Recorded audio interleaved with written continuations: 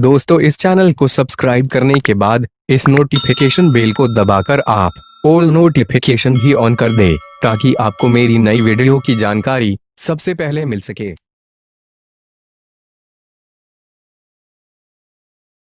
आज क्लास 9 के physics book से चैप्टर मोशन से वीडियो दूसरा प्रस्तुत कर रहे हैं।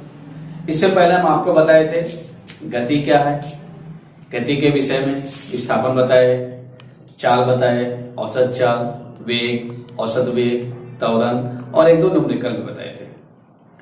अब कि गति के जो है समीकरण कौन कौन से, तो मुख्य गति के जो 3 समीकरण है कौन कौन है, 3 है। आप देख सकते हैं v equal to u plus a t, ये पहला समीकरण है।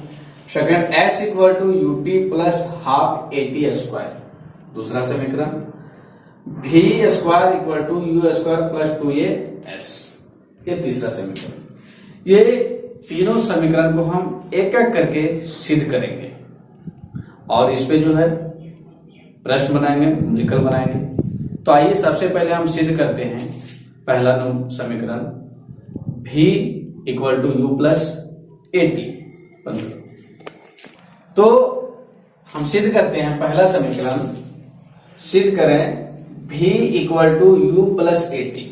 तो इसके सबसे पहले हम एक ग्राफ बनाएं। ग्राफ आप ध्यान से देखिए, हमने इतने दूरी को u से इंडिकेट किए हैं, प्रारंभिक वेग, bc आपका टाइम है और c से e तक आपका फाइनल वेलोसिटी है।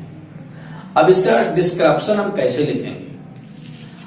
माना कोई वस्तु प्रारंभिक वेग u से गतिशील है, माना कोई वस्तु प्रारंभिक वेग u से गतिशील है और समय t में,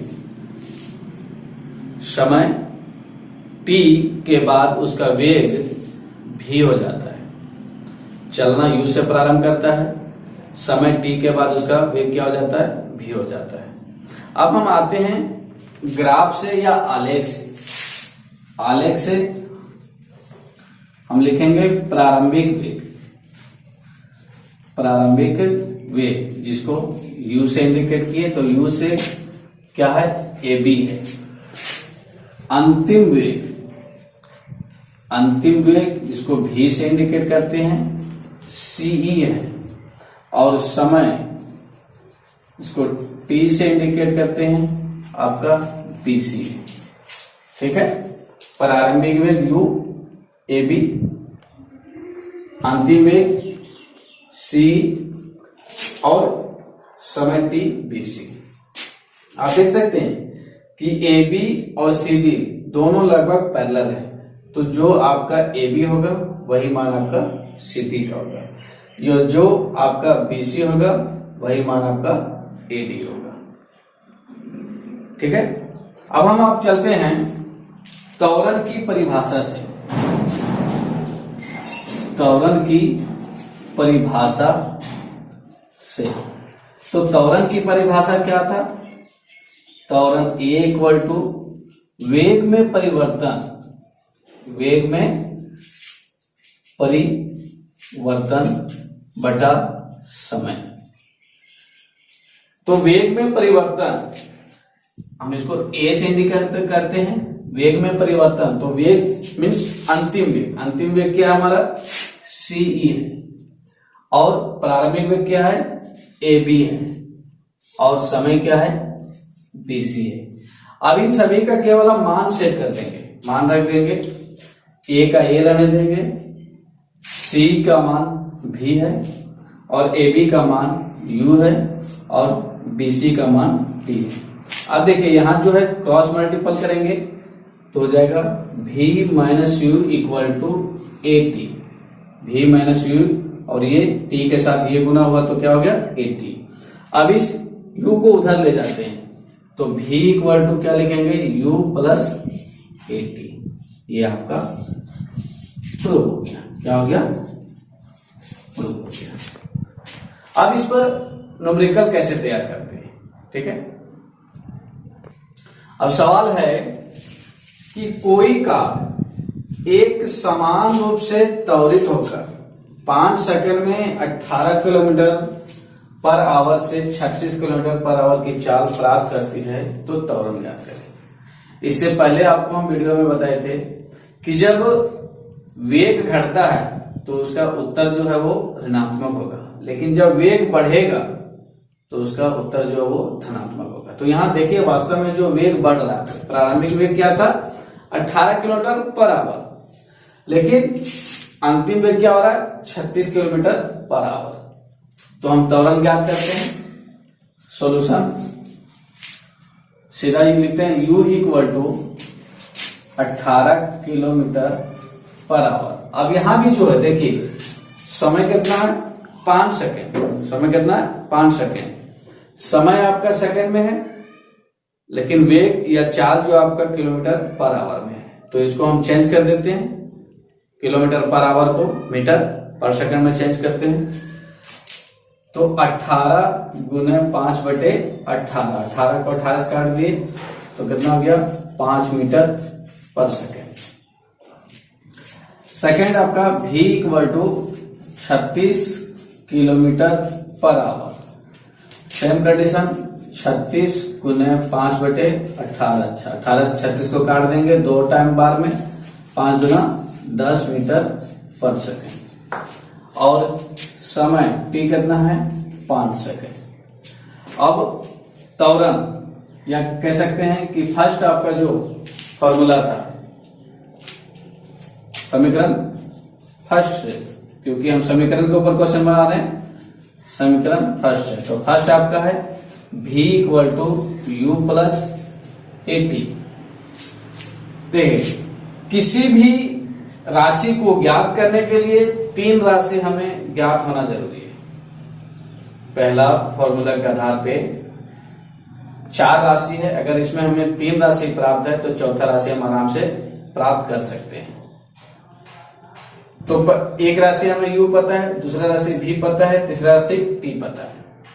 अब प्रश्न जो है इस न्यूमेरिकल पर भी आप सेट करके बना सकते हैं, लेकिन ये किसी किसी स्टूडेंट को समझने में दिक्कत हो सकता है। तो इस फॉर्मूला को इस रूप में ना लिखकर पहले जो जिस रूप में था कि a equal to v minus u by t के रूप में अगर हम लिख देते हैं तो हम आसानी से इसे हम सॉल्व कर लेते हैं। दोनों फॉर्मूला सेम है, दोनों फॉर्मूला सेम है। इससे ये तैयार हुआ और इससे ये तैयार हुआ है। आप इस पर भी जो है मान रख के बना सकते हैं, और फॉर्मूला को इजी करके अगर आप सेट करते हैं तो भी आप मान निकाल सकते हैं। तो चलिए हम इस पर आते हैं। ये इक्वल टू भी कितना हमारा 10 और u कितना है 5 और समय कितना है 5। तो 10 में 5 घटा देंगे 5 और बट्टे में 5 काट देंगे, इसको कितना आया 1। तो a equal to 1 metre per second square. इसका फाइनल आंसर क्या हो गया कि 1 मीटर पर सेकेंड स्क्वायर। त्वरण कितना हो गया 1 मीटर पर सेकेंड स्क्वायर। ठीक है। अब अगला सवाल है कि एक रेलगाड़ी विरामावस्था से चलना प्रारंभ करती है और 10 सेकंड में 72 किलोमीटर का वेग प्राप्त कर लेती है, तो त्वरण ज्ञात कीजिए। देखिए सॉल्यूशन u इक्वल टू विरामावस्था, मतलब यहां इसका मान कुछ नहीं है, शून्य से चलना शुरू करती है, विराम रुकी हुई अवस्था चलना शुरू करती है। तो क्या लिखेंगे 0 मीटर पर सेकेंड। भी आपका है 72 किलोमीटर पर आवर। इसको चेंज कर देते हैं 72 इंटू 5/18, 4 बार में 20 मीटर पर सेकेंड। और समय आपका 10 सेकेंड। क्या है 10 सेकेंड। समीकरण पहला आपका है v equal to u plus 80 या a equal to v minus u by t, दोनों सेम है। त्वरण निकालने के लिए हम इस फॉर्मूला को ज्यादा यूज करेंगे तो बेहतर होगा। a इक्वल टू u आपका कितना है भी आपका है 20 मीटर और यू 0 और समय आपका है 10 सेकेंड। ठीक है, तो 20 में 0 घटाएंगे 20 और समय आपका 10 कट गया 2 मीटर पर सेकेंड स्क्वायर। जब वेग विरामावस्था से चलना प्रारंभ करती है और 10 सेकेंड में 72 किलोमीटर का वेग प्राप्त कर लेते हैं, तो त्वरण क्या निकालते हैं? यू क्या लिखेंगे? 0 मीटर पर सेकेंड। आपको बताया क्यों? क्योंकि रेलगाड़ी कहां से चल रही? विरामावस्था से, शून्य अवस्था से चल रही, इसलिए यहां क्या हो जाएगा? 0 मीटर पर सेकेंड। 10 सेकेंड में समय क्या लिख दिया हम? 10 सेकेंड और अंतिम वेग क्या है? 72 किलोमीटर पर आवर। तो समय हमारा है सेकेंड में और वेग जो है हमारा, दूरी जो है किलोमीटर पर आवर में। इसको चेंज कर देंगे, तो इसको हम चेंज करने के लिए 5/18 से डिवाइड किए, 72 को 18 से डिवाइड कर दिए, 4×5 20 मीटर पर सेकेंड।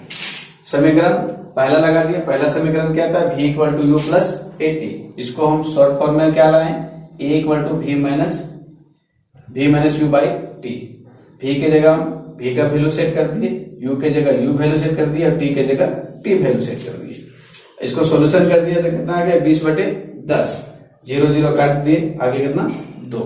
इसके बाद हम जानते हैं कि त्वरण का ऐसा यूनिट क्या होता है? Metre per second square. तो ये आपका क्या हो गया? Final answer. आज के लिए इतना ही। नेक्स्ट टाइम आपको हम बताएंगे कि गति के दूसरे समीकरण s = ut + ½ at² को कैसे सिद्ध करेंगे और उसमें जो न्यूमेरिकल है उसको हम कैसे बनाएंगे। धन्यवाद।